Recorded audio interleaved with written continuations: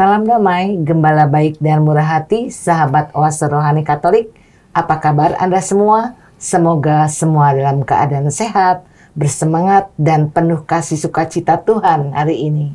Di hari yang berbahagia sekali, kita ditemani oleh Pastor Canisius Rudi Saleh CDD.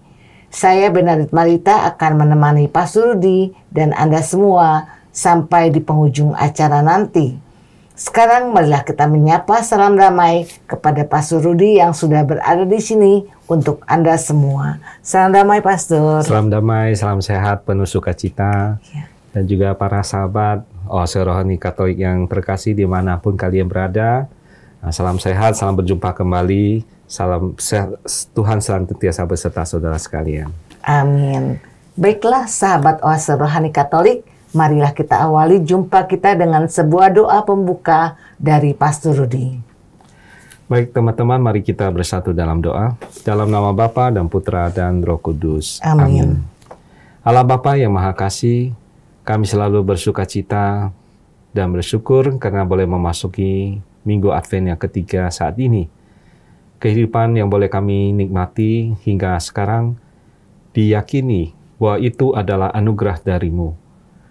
Kalau kami boleh berada pada Minggu Advent ketiga ini, tentu kami menyadari bahwa ini semua karena berkat kasih penyertaan-Mu. Engkau yang memberikan kehidupan, kekuatan, kesehatan, dan berbagai berkat, sehingga kami boleh ada sampai saat ini. Saat ini kami menghayati sabda-Mu melalui acara Sahabat Oase Rohani Katolik. Semoga melalui pewartaan sabda-Mu hari ini, bisa membawa berkat bagi semua orang yang membutuhkan belas kasih-Mu. Semua ini kami haturkan dengan pengantaran Yesus Kristus, Tuhan dan junjungan kami, yang hidup dan berkuasa bersama Dikau dalam persatuan dengan Roh Kudus, Allah sepanjang segala masa. Amin. Dalam nama Bapa dan Putra dan Roh Kudus. Amin. Sahabat Oase Rohani Katolik, antifon pembuka kita untuk hari ini adalah tinggikanlah tiangmu, hai gapura-gapura, dan lebarkanlah dirimu, hai gerbang abadi, supaya masuklah Raja Mulia. Pendengar terkasih, bacaan hari ini diambil dari kitab pertama Samuel, bab 1 ayat 24 sampai 28. Sekali peristiwa, setelah Samuel disapih oleh ibunya Hana, ia dihantar ke rumah Tuhan di Silo, dan bersama dia dibawalah seekor lembu jantan yang berumur 3 tahun, 1 eva tepung, dan sebuyung anggur. Waktu itu Samuel masih kecil betul. Setelah menyembelih lembu, mereka mengantar kanak-kanak itu kepada Eli. Lalu Hana berkata kepada Eli, "Mohon bicara, tuanku. Demi tuanku hidup, akulah perempuan yang dahulu berdiri di sini dekat tuanku untuk berdoa kepada Tuhan.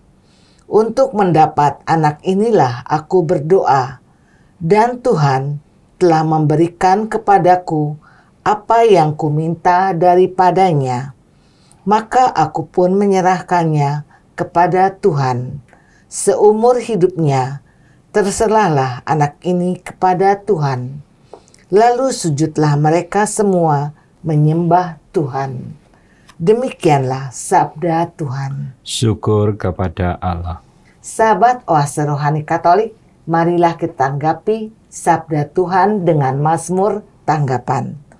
Hatiku bersukaria karena Tuhan penyelamatku. Hatiku bersukaria karena Tuhan penyelamatku. Hatiku bersukacita karena Tuhan. Aku bermegah-megah karena Allahku. Mulutku mencemoohkan musuhku. Aku bersukacita karena pertolonganmu. Hatiku bersukaria karena Tuhan penyelamatku. Busur para pahlawan telah patah, tetapi orang-orang lemah dipersenjatai kekuatan. Orang yang dulu kenyang kini harus mencari nafkah, tetapi yang dulu lapar kini boleh beristirahat. Yang mandul melahirkan 7 anak, tetapi ibu yang banyak anaknya menjadi layu. Hatiku bersukaria karena Tuhan penyelamatku. Tuhan berkuasa mematikan dan menghidupkan. Ia berkuasa menurunkan ke dalam maut dan mengangkat dari sana. Tuhan membuat miskin dan membuat kaya. Ia merendahkan dan meninggikan juga. Hatiku bersukaria karena Tuhan penyelamatku. Ia menegakkan orang hina dari dalam debu dan mengangkat orang miskin dari lumpur, untuk mendudukkan dia dari antara para bangsawan dan memberi dia kursi kehormatan. Hatiku bersukaria karena Tuhan penyelamatku. Sahabat Oase Rohani Katolik, marilah sekarang kita simak bersama Injil Suci menurut Lukas bab 1 ayat 46 sampai 56 yang akan disampaikan oleh Pastor Rudi. Haleluya, haleluya, haleluya, haleluya, haleluya, haleluya. Oh Tuhan Raja segala bangsa dan batu penjuru gereja, datanglah dan selamatkanlah manusia yang Engkau bentuk dari tanah. Haleluya, haleluya, haleluya. Tuhan bersamamu Dan bersama rohmu. Inilah Injil Yesus Kristus menurut Santo Lukas. Dimuliakanlah Tuhan. Dalam kunjungannya kepada Elisabet, ketika dipuji bahagia, Maria memuliakan Allah dan berkata, "Jiwaku memuliakan Tuhan, dan hatiku bergembira karena Allah, Juru Selamatku. Sebab Ia telah memperhatikan kerendahan hamba-Nya. Sesungguhnya, mulai sekarang segala keturunan akan menyebut aku berbahagia, karena Yang Maha Kuasa telah melakukan perbuatan-perbuatan besar kepadaku, dan namanya adalah Kudus. Rahmat-Nya turun-temurun atas orang yang takut akan Dia. Ia memperhatikan kuasa-Nya dengan perbuatan tangan-Nya, dan mencerai-beraikan orang-orang yang congkak hatinya. Ia menurunkan orang-orang yang berkuasa dari tahtanya, dan meninggikan orang-orang yang rendah. Ia melimpahkan segala yang baik kepada orang yang lapar, dan menyuruh orang yang kaya pergi dengan tangan hampa. Ia menolong Israel hamba-Nya, karena Ia mengingat rahmat-Nya, seperti yang dijanjikannya kepada nenek moyang kita, kepada Abraham dan keturunannya untuk selama-lamanya." Kira-kira 3 bulan lamanya, Maria tinggal bersama Elisabet, lalu pulang ke rumahnya. Demikianlah sabda Tuhan. Terpujilah Kristus. Sahabat Oase Rohani Katolik, setelah kita menyimak firman-firman Tuhan pada hari ini, sekarang marilah kita simak bersama inspirasi yang dibawakan oleh Pastor Rudi untuk kita semua. Pastor Rudi, inspirasi apa yang ingin disampaikan dari bacaan Samuel pada hari ini? Baik, dari kitab Samuel yang pertama ini, pada perikop terakhir kita melihat, untuk mendapatkan anak inilah aku berdoa, dan Tuhan telah memberikan kepadaku apa yang kuminta daripadanya. Maka aku pun menyerahkan kepada Tuhan, seumur hidup terserah ia kiranya kepada Tuhan. Lalu sujudlah mereka di sana menyembah kepada Tuhan. Di perikop terakhir ya dari surat kitab pertama Samuel ya. Jadi Hana ya, tokoh wanita yang dalam bacaan pertama menepati janjinya kepada Tuhan dan yang memberikan anak kepadanya secara ajaib. Yang semula dia mandul ya. Ia telah berjanji kepada Tuhan menyerahkan anak itu secara penuh dan tetap untuk melayani Tuhan seumur hidupnya. Dan anak itu bernama Samuel. Ia menjadi hakim terakhir di Israel sebelum Israel menjadi satu kerajaan. Lalu Samuel juga menjadi nabi yang mengurapi raja Israel yang pertama, yaitu Saul. Dan raja yang kedua ialah Daud. Oke. Jadi Samuel menjadi berkat bagi bangsa Israel karena ibunya yang setia janji kepada Tuhan. Nah, kita sebagai pengikut Kristus yang sudah mempercayakan diri kepada Tuhan Yesus sekali dan untuk selamanya, juga telah berjanji mengikuti Tuhan Yesus seumur hidup kita. Nah, kita sudah berjanji menyerahkan secara penuh dan tetap termasuk anggota tubuh kita sebagai persembahan yang hidup, kudus, dan berkenan kepada Allah. Nah, Tuhan telah memberikan kepada kita Roh Kudus yang menolong kita menepati janji kita itu ya. Nah, bukti nyata bahwa kita menepati janji itu adalah kita melakukan segala perintah Kristus ya, dengan kekuatan dari dan dengan dipimpin oleh Roh Kudus sendiri. Nah, dengan jalan itu kita akan menjadi berkat keselamatan bagi orang lain dan juga mendatangkan kemuliaan bagi Tuhan.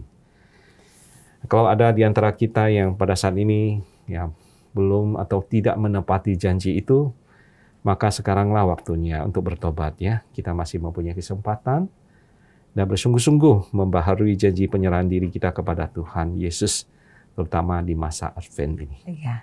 Pastor Rudi, kira-kira hal penting apa yang dapat kita pelajari dari Hana, tokoh wanita dalam bacaan pertama hari ini? Nah, baik ya. Nah, di dalam Perjanjian Lama, paling tidak ada 3 tokoh wanita yang memiliki kesusahan besar karena tidak memiliki anak atau tidak dikaruniai anak. Ya. Nah, tokoh yang pertama masih ingat Sarah. Ya, dihukum oleh Tuhan karena mau menertawakan janji Tuhan bahwa ia akan mengandung ya dalam keadaan pasca menopausnya ya. Sarah itu istri dari Zakaria. Nah, tokoh yang kedua Rachel. Ya, cenderung untuk merajuk dan bersungut-sungut karena apa yang dialaminya ya. Ya, berikanlah kepadaku anak, kalau tidak aku akan mati. Nah, demikian Rachel pada suaminya Yakub. Ya. Yang ketiga Hana ya. Nah, cuma Hana ini, tokoh wanita ini, tokoh wanita yang tidak jemu-jemunya membawa kerinduannya untuk menjadi seorang ibu di dalam hadirat Tuhan ya. Dia berdoa terus. Hal penting yang dapat kita pelajari dari Hana, tokoh wanita ini, dalam perikop bacaan pertama adalah Hana bukan hanya berani meminta kepada Tuhan, namun juga berani untuk memberi yang terbaik kepada Tuhan ya. Bukan cuma berani meminta, tapi juga berani mempersembahkan ya yang terbaik bagi Tuhan. Jadi Hana bukan saja berani meminta anak kepada Allah ketika Allah memberikannya kepadanya Samuel. Nah, dengan berani Hana ini mempersembahkannya untuk pekerjaan Tuhan atau Allah. Jadi memang itu nazar dari Hana ya, atau janji dari Hana. Nah, namun ingat Hana pun sebenarnya bisa saja membatalkan nazar itu secara sepihak. Ya bisa saja. Tetapi dia tidak ya. Memang berat ya untuk bagi Hana untuk berpisah dengan anaknya yang sematawayang. Satu-satunya. Memang berat ya bagi Hana untuk berpisah. Namun dia merelakannya demi kemuliaan Allah. Dan Allah menghormati pengorbanan Hana ini ya. Jadi di dalam Samuel, kitab pertama Samuel bab 2 ayat 21 ya, bab selanjutnya ya, dikatakan, dan Tuhan mengindahkan Hana sehingga ia mengandung dan melahirkan 3 anak laki-laki dan 2 anak perempuan lagi. Nah, jadi setelah menepati janji mempersembahkan Samuel kepada Tuhan, luar biasa kan, Hana mendapat pahala mengandung dan melahirkan anak-anak tidak tanggung-tanggung 5 orang anak sekaligus. Luar biasa ya, Pastor. Jadi saudara-saudara terkasih, inilah misteri dari berkat Allah ya. Nah, dalam kehidupan orang-orang yang percaya penuh kepadanya, ketika kita berani kehilangan ya, nih, terutama kehilangan banyak untuk Tuhan, kita akan menerima lebih banyak ketika kita berani memberikan yang terbaik. Allah akan menggantikan yang jauh lebih baik. Saya ingat ada satu kisah nyata ya, yang diceritakan seorang dokter kepada saya. Dia bilang ada seorang ibu muda yang karena tidak bisa melahirkan anak ya, belum dikaruniai anak, sehingga ia bernazar. Ya. Sangat ekstrim nazarnya ini ya, kepada Tuhan. Ya. Dia mengatakan apa? Dia berdoa demikian, Tuhan, mohon karuniakan saya seorang anak kepada saya, biarpun dia cacat buta sekalipun. Wah, berani sekali dia.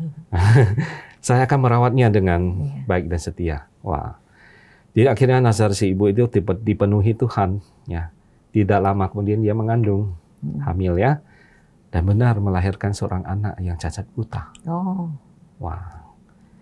Nah, saya melihat sih doanya memang penuh iman ya, dikabulkan. iya. Tapi di satu pihak saya melihat permohonannya terlalu ekstrim ya. Ya. Jadi jangan sekali-sekali kita ucapkan doa atau nazar kepada Tuhan dilakukan dengan main-main atau tidak serius ya. Atau terlalu ekstrim ya, seperti yang dilakukan sang ibu tadi. Harusnya sang ibu itu berdoa dengan penuh kesederhanaan ya, dengan sikap rendah hati. Ya, mohon Tuhan karuniakan seorang anak yang sehat ya, yang kelak selalu berbakti kepada orang tua dan takut akan Tuhan. Iya. Saya kira jauh lebih baik berdoa demikian ya, daripada sesuatu yang ekstrim ya. Iya, betul. Nah, dalam perikop bacaan ini juga dari tokoh Hana, saya juga teringat perikop Injil yang lain yang menceritakan tentang perumpamaan Yesus tentang talenta-talenta manusia yang harus didaya gunakan ya. Nah, kita semua telah diberikan kemampuan atau talenta untuk mempergunakannya dengan baik dalam hidup kita ya. Ada yang mendapat talenta yang katanya sedikit, ada yang banyak ya. Nah, tapi bukan persoalannya banyak atau sedikit ya. Yang penting apakah kita sudah menggunakannya dengan baik demi kepentingan bersama dan kemuliaan Tuhan. Kenapa? Ini kan talenta berasal dari Tuhan Ya, dan harus kita gunakan dan kita kembangkan. Bukan saja untuk manusia dan diri kita sendiri, tapi untuk kembali kepada kemuliaan Tuhan. iya. Berarti kita tidak menyia-nyiakan ya, Pastor ya. Kalau kita menyia-nyiakan, maka kata Tuhan apa? Siapa yang tidak mempunyai dan padanya akan diambil. Wah, yang tidak ada pun akan diambil karena menyia-nyiakan ya. Nah, jadi intinya setiap anugerah yang diberikan Tuhan kepada kita harus kita persembahkan kembali kepada Tuhan dengan hasil yang terbaik ya. Nah, kalau kita sungguh-sungguh berusaha keras mengembangkan talenta, anugerah pemberian Tuhan, maka Tuhan bukan hanya akan memuji kita, namun akan memberikan berkat-berkat lain, ya, yang kadang lebih besar dari yang kita bayangkan, ya. Nah, seperti Hana tadi ya, rela mempersembahkan anaknya untuk Tuhan yang terbaik. Nah, Tuhan memberinya pahala keturunan yang lebih banyak, ya. Seperti itu ya. Nah, semoga kita semua selalu berusaha mengembangkan talenta-talenta yang kita masing-masing untuk kepentingan keluarga kita, untuk gereja dan masyarakat kita, dan akhirnya kepada Tuhan. Ya. Kita persembahkan yang terbaik bagi Tuhan.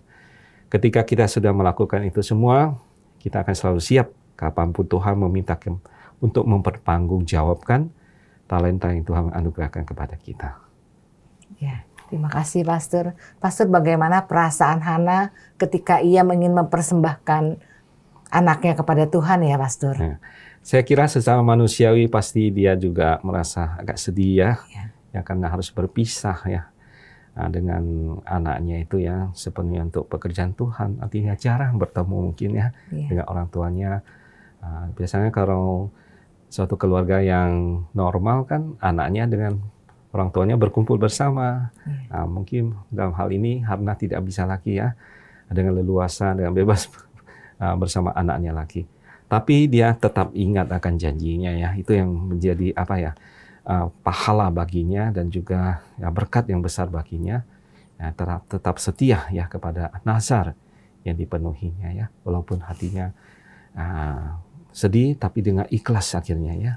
Ya, perasaan sedih tapi membawa keikhlasan ya untuk Tuhan ya. Nah, secara manusiawi kita bisa mengerti ya, apalagi kita ditinggalkan orang yang kita kasihi, misal yang meninggal dan sebagainya. Secara manusiawi kita tetap sedih ya. Tetapi secara iman sebenarnya kita ya tidak perlu sedih ya, karena kita tahu perjalanan hidup manusia setelah peristiwa kematian masih ada kehidupan yang lebih mulia dan akhirnya sampai kepada kehidupan kekal yang akan dicapai oleh kita semua. Ya, Pastor. Pastor, dalam masa Advent ini apa saja yang dapat dipersembahkan kita sebagai manusia kepada Tuhan? Ya, sederhana saja ya. Tadi saya kan menyinggung bakat talenta ya. Iya. Saya kira ya pesan ini juga kepada teman-teman semua dan kita semua yang memasuki Advent ketiga ini ya. Advent ketiga kan nuansanya harus dengan penuh sukacita karena kita sudah semakin dekat dengan Tuhan ya.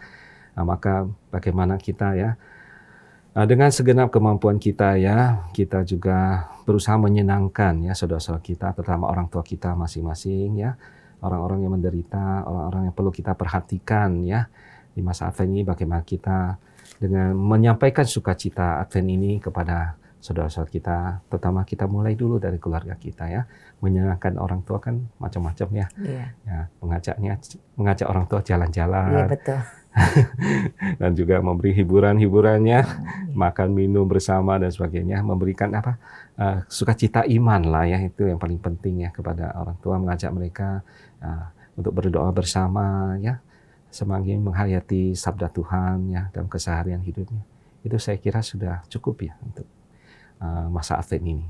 Iya, kita berarti memberikan yang terbaik untuk orang tua kita juga. Betul. Bisa menjadi contoh ya, apa yang kita lakukan mempersembahkan untuk Tuhan juga. Bagaimana sikap kita terhadap sesama tetangga dan orang-orang lain di sekitar kita, Pastor? Ya sama saja ya, Marita ya. Ya kita ya memberikannya sapaan ya, perhatian. Mungkin selama ini kurang memberikan sapaan, senyuman. Coba kita mulai lagi ya, dengan memberikan perhatian yang lebih utuh ya. Kalau dulu setengah-setengah, sekarang utuh lah. Dengan tulus ya Pastor ya. Oh iya, dengan ikhlas ya, yang terbaik ya, seperti yang dipersembahkan Hana kepada Tuhan. Iya, terima kasih Pastor. Dengan hanya berupa senyuman dan menyapa tetangga saja, mereka sudah senang dan kita sudah mempersembahkan untuk Tuhan. Betul. Iya, terima kasih Pastor. Baiklah sahabat Oase Rohani Katolik, mari kita resapkan di bagian pertama renungan dari Pastor Rudi dan kita simpan di dalam hati sanubari kita untuk kita amalkan nanti. Dan kami akan kembali setelah jeda berikut ini.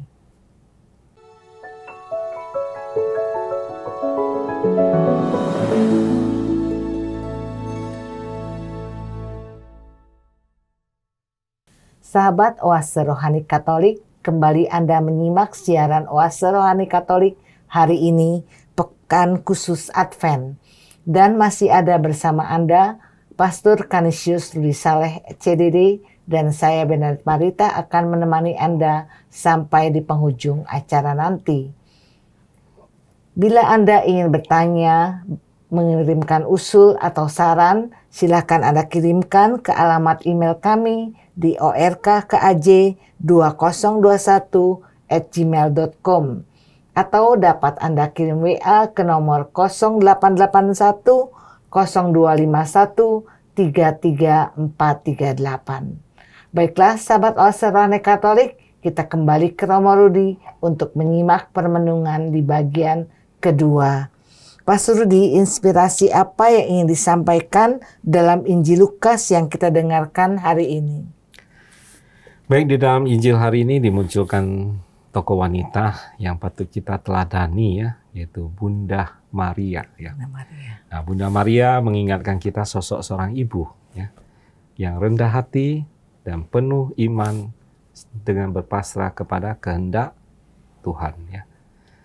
Hari ini kita merayakan juga Hari Ibu Nasional ya. Iya, betul. Secara nasional. Iya, betul. Dan kita mendoakan juga semua ibu ya, agar bisa meneladani sikap Bunda Maria dalam mengemban tugas dan tanggung jawab setiap harinya, baik sebagai ibu rumah tangga dan juga bekerja di dalam masyarakat ya. Dan saya tidak lupa ucapkan selamat Hari Ibu Bu Marita. Terima kasih Pastor. Dan juga selamat Hari Ibu untuk kita semua ya, para pendengar Oase Rohani Katolik yang mengikuti acara ini dimanapun kita berada. Pada saat kita hidup di dunia yang sekarang ini, yang katanya tidak rahma ya. Kenapa tidak rahma? Begitu banyak peristiwa yang membuat kita sedih, menangis, dan kita tidak berdaya ya.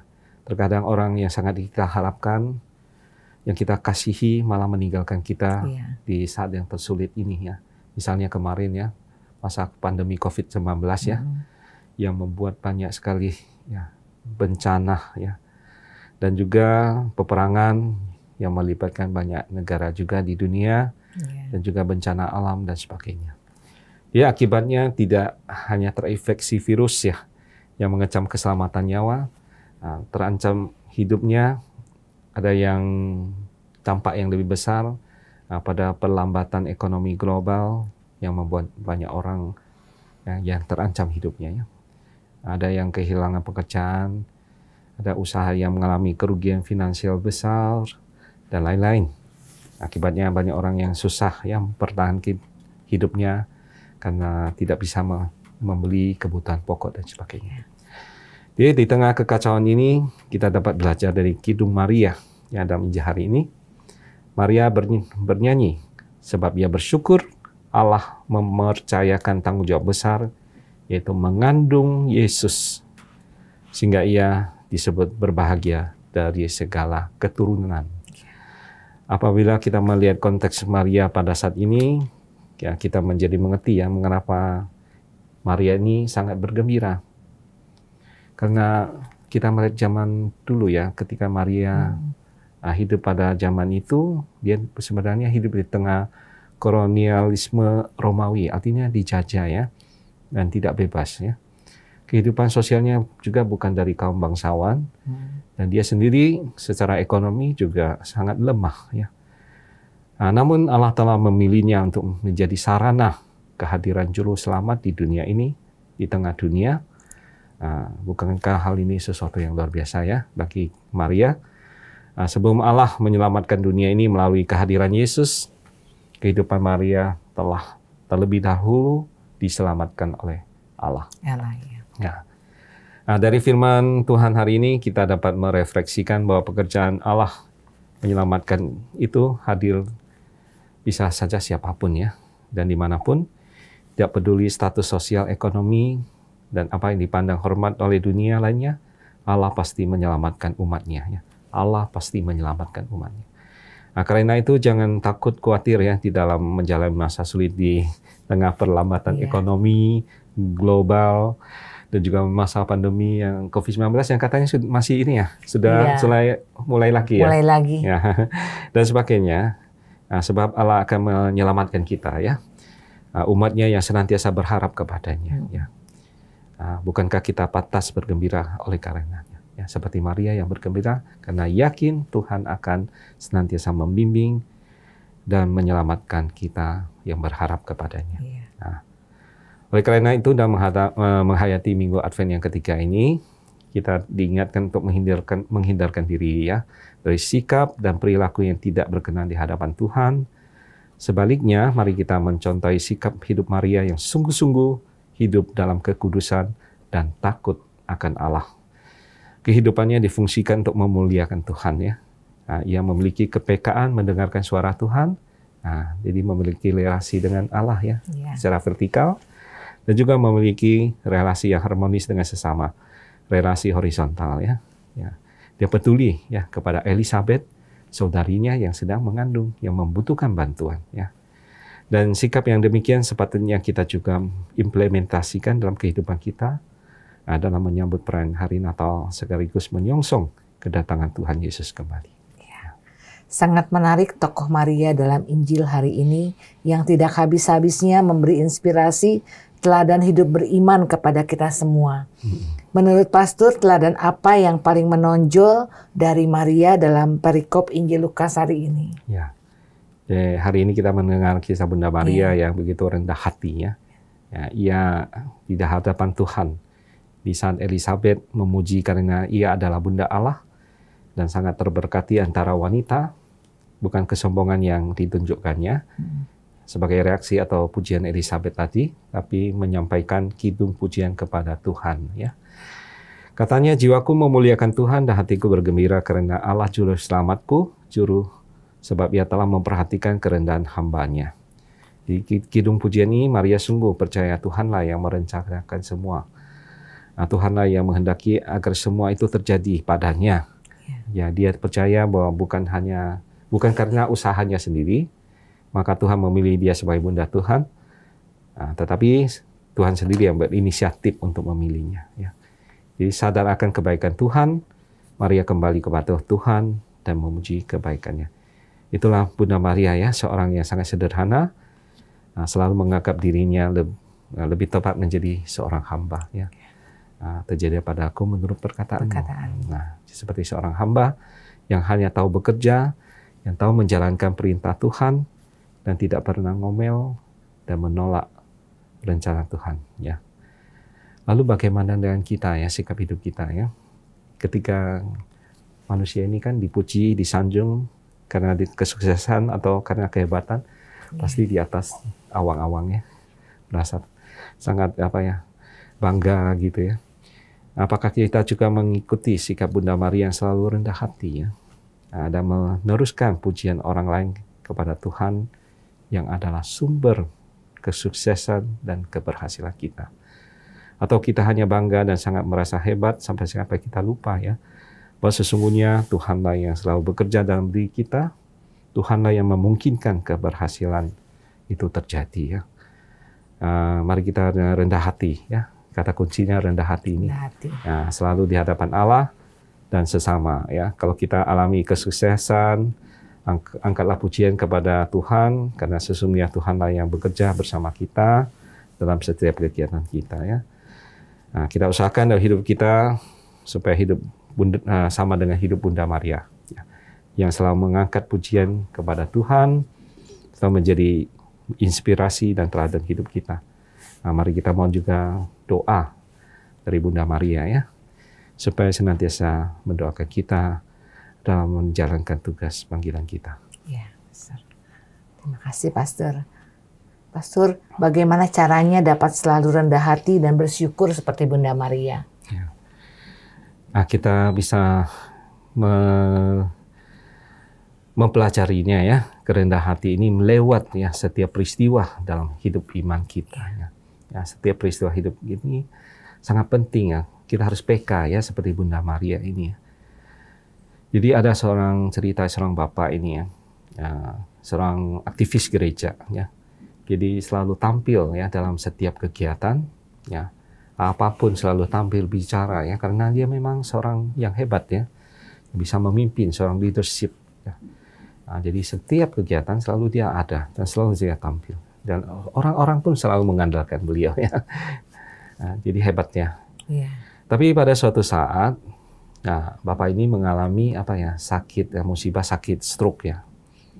Kita tahu penyakit stroke ini kan membuat orang jadi agak sedikit lumpuh ya. Iya. Ya. Tangan, kaki dan juga ya panca indera menjadi agak kaku, berbicara juga tidak lancar lagi ya, dan sebagainya.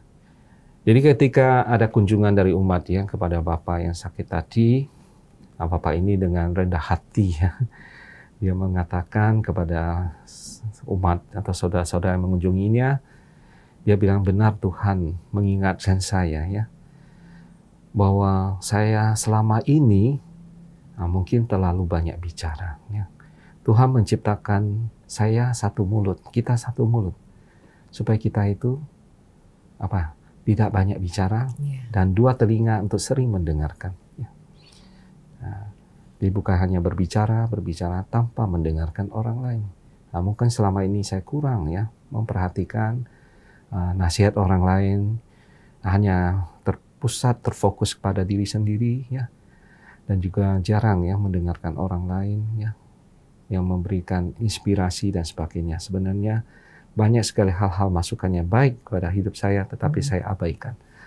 Nah, dari melalui peristiwa kehidupan ini ya, pengalaman yang nyata yang dikisahkan tadi ini, saya kira inilah Tuhan memberikan suatu cobaan atau sakit penyakit ya untuk kita ya, supaya menyadari ya kelemahan kita, terutama yang sikap kurang rendah hati tadi ya. Nah, semoga dengan inspirasi cerita ini bisa menggugah kita juga untuk berubah ya. Ya, bukan artinya kita harus sakit juga seperti dia baru berubah kan.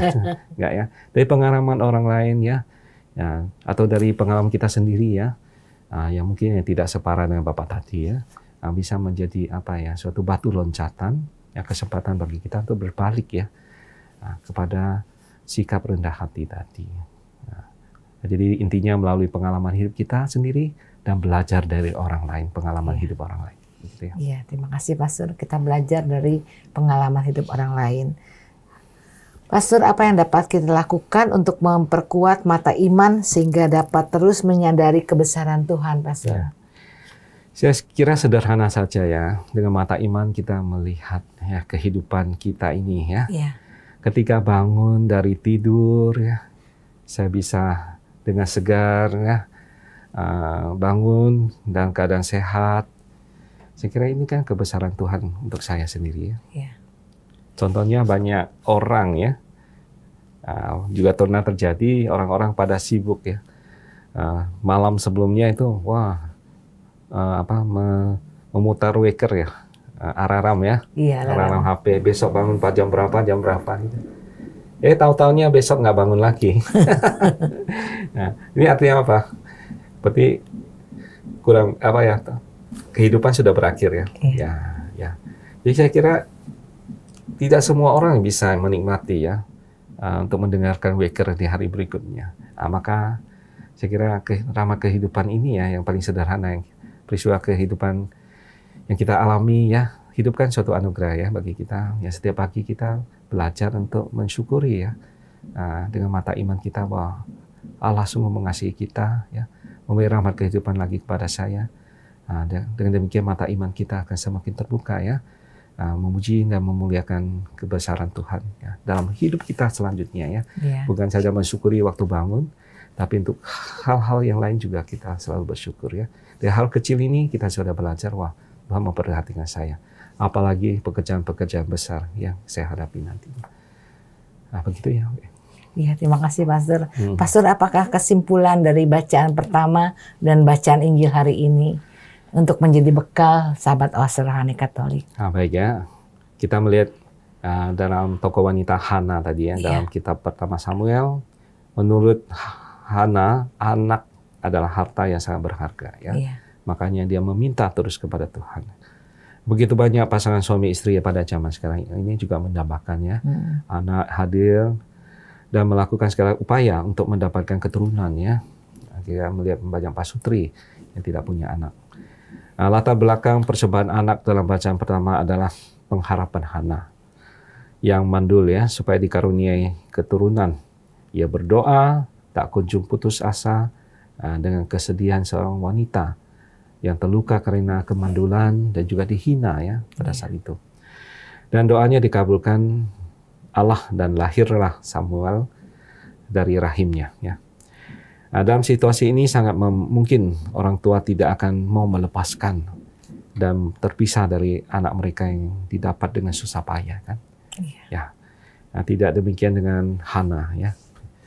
Hana ia sadar bahwa anaknya adalah anugerah Allah yang sudah sepantasnya anugerah itu dipersembahkan kepada Allah untuk dijadikan anugerah bagi banyak orang ya.